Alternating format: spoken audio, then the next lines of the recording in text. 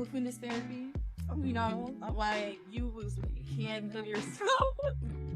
You can heal yourself through movement. You know, even if it's not running or doing an aerial, you know, just find some way to move your body, keep yourself physically active, because you will just be shocked at the implications it's going to have on your health, your overall well. So that's takeaway number one. Number two, connection, like with the advice I would give to an entrepreneur, you know, if you have a vision, please believe in it.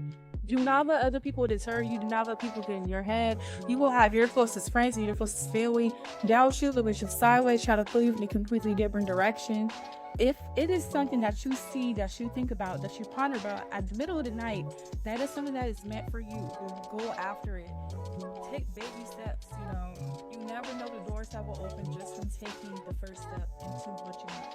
And also the simple fact, like this was said all the time, but it's so true. You have to believe in your vision more than other people. You know, like when it comes to my own family, my own friends, like I've told them like what I do, and they just, you know, like, oh, okay. But like me, I know the reality of it. It's something that's actually tapping on my purpose. You know, I had to light my own flame on it and just recognize like this is a part of who I am. You know, this isn't a part of the culture. This isn't be accepted by anybody else. Compete. And that goes with any business. If you believe in it, continue to pursue it no matter what anybody else is telling you. Especially if that vision is clear, write it down, make it plain, give it up to God in a prayer. You will really be surprised how these will move in your favor. It may not be everything's overnight. Your car with the best fresh ever. Febreze car fills your ride with sensational scents that will blow your mind. Plus, it stays fresh for over a month. Find your Febreze car. She had her pole class, and then one Saturday she just switched the class to an aerial hammock class. And I wasn't changing my time. My schedule was set in place. I'm like, okay, well, I'll just show up for this class and see what it is. Yeah. That first class, I fell in love, and I never went back. Because, like, I'm trying to tell you, it was just a different feel. Like, I still, to this day, struggle or fall. It's probably the one that I do the least. Even though it does give you probably the best results in terms of, like, physicality.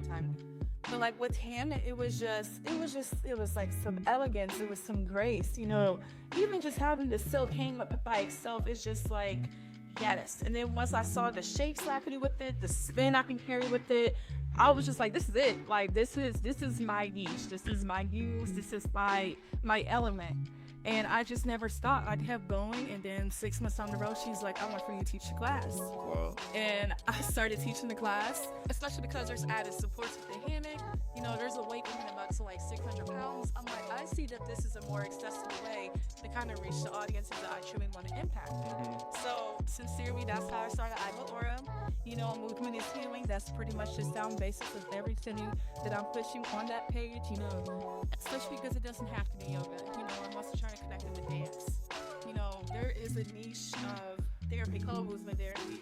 And I'm currently getting my master's in counseling, so that's what I want to pursue. I want to have a studio or be a movement therapist per se. I just see everybody like, it's like I can see them soften their tension in the hammock, and I'm just like, yes. Okay. Yes. So it's more in their resting state than it is of being all active.